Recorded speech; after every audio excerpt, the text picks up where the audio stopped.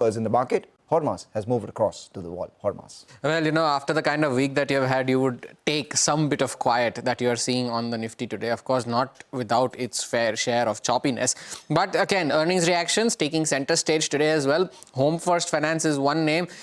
Still holding on to gains of around 5.5 to 6%. It's the third straight day of gains for the stock. Among the top gainers on the Nifty 500 today. It is the biggest single day gain in 3 months that the stock has seen, with over 13 lakh shares that have been traded. The 20-day average is just around 56,000 shares.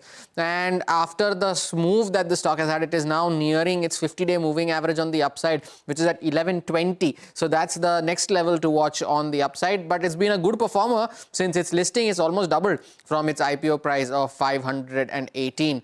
In a season of winter, Voltas is doing well in today's session. 4% higher today is the second straight day of gains.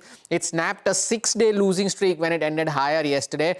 It had close to 9 lakh shares that have been traded on Voltas already, the 20-day average being just 1.3 lakh shares.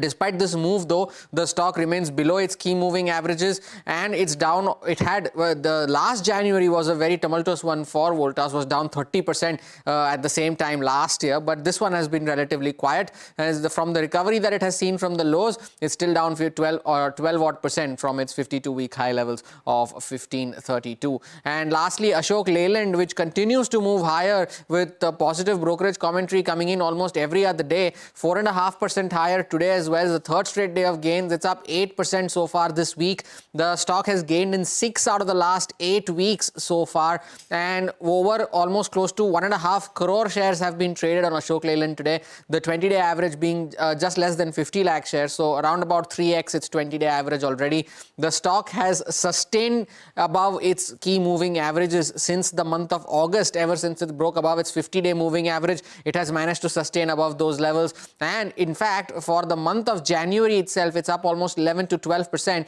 turning out to be the best January that the stock has had since 2021, Manglam.